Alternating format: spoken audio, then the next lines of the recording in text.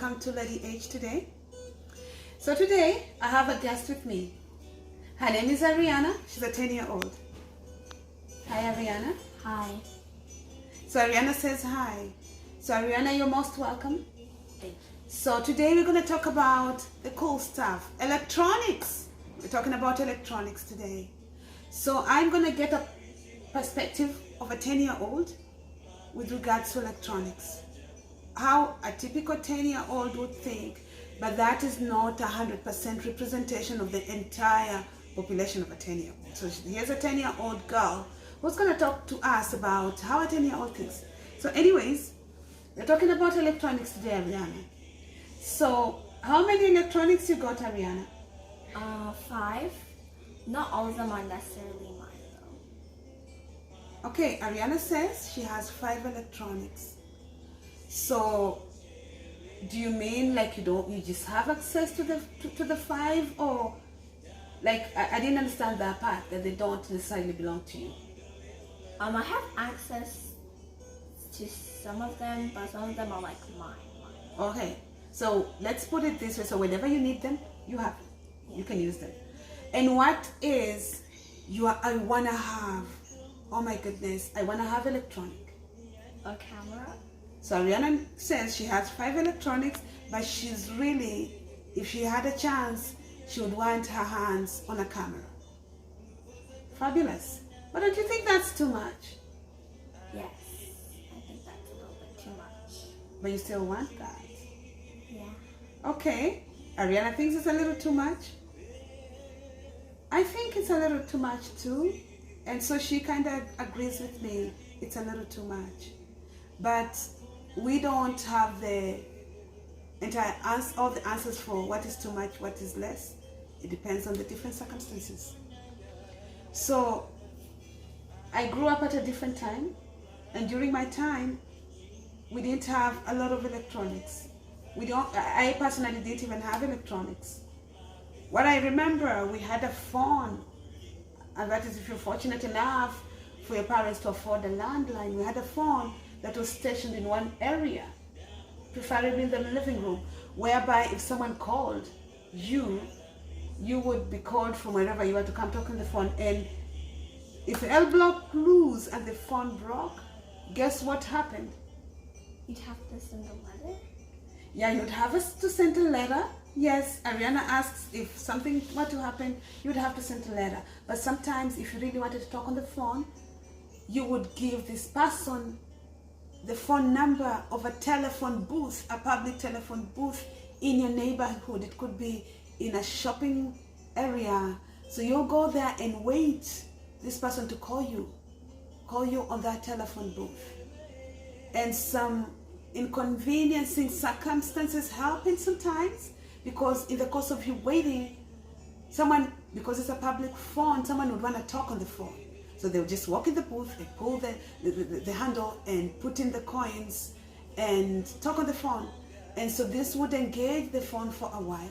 But you can't tell this person get out because it's a public phone. So when that other person is trying to call you, the phone is engaged. They would get tired and leave.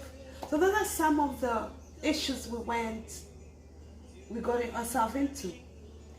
And sometimes you had to write a letter.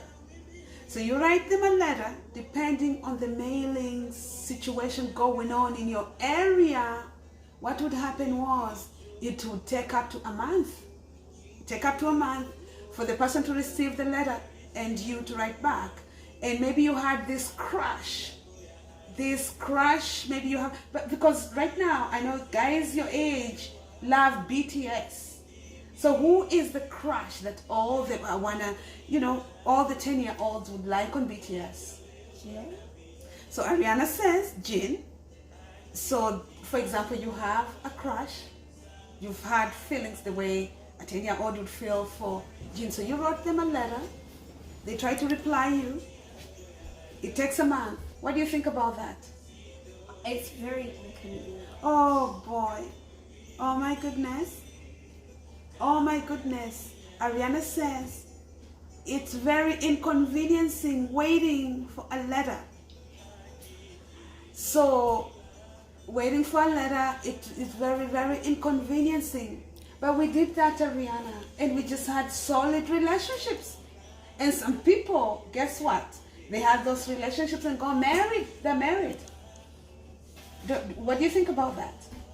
I think that was like a different era. Oh, Ariana thinks it was a different era. Nevertheless, I feel like electronics are replacing social skills. What do you think?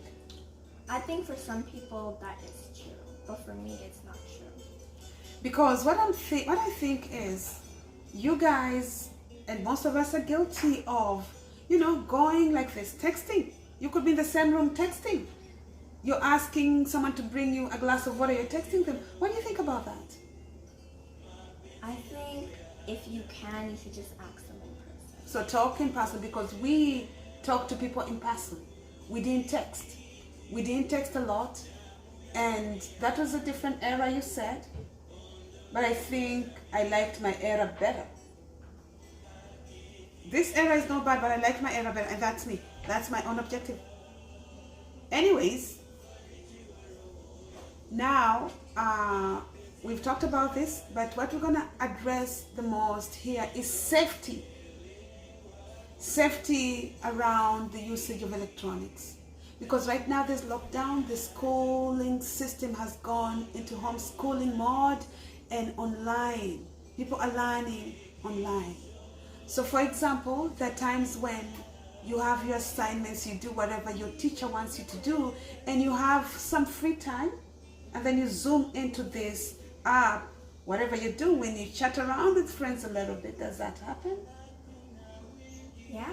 So you hang out a little bit with your friends online, but the safety issue that is tailored with that is sometimes we have these creeps on the other end, some greasy loser who is preying on young, beautiful 10-year-olds, boys and girls. So this man, most of the times the men, I'm not trying to be, gender insensitive here, because most of these creeps, for the most time, are men. I'm sorry. They will pose like the coolest BTS, and they will even have a profile picture, and you will think you're talking to this boy, for example, and they will start chatting with you. But when in fact, unfortunately, it could be a 50-year-old man. They would ask you your age, you tell them they're 10.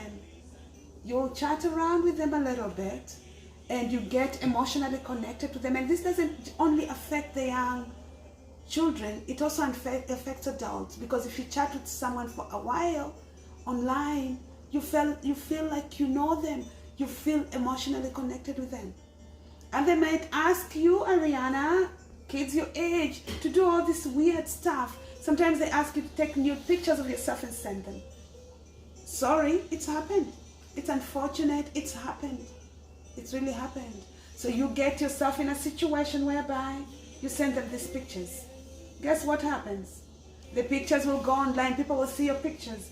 And there's some situations whereby, unfortunately, these people have asked these innocent girls and boys to meet with them, and very tragic things have happened and made families very sad. Have you heard about that? Yes, I have. So what do you think about that? I think it's very sad that happens to people. Sad indeed. Already right now, people have lost a lot with these tough economic times. I mean, we don't want to lose our children to these creeps who sit out there and prey on young children. We call them pedophiles. Have you heard, do you know what that means? Yes. Yeah, so what would you tell boys and girls who are listening to you or your age?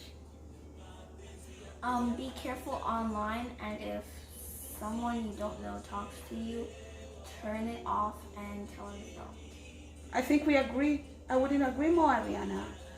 Boys and girls, be careful and talk to an adult about those kind of circumstances. And just don't talk to people online. Don't talk to these strangers online.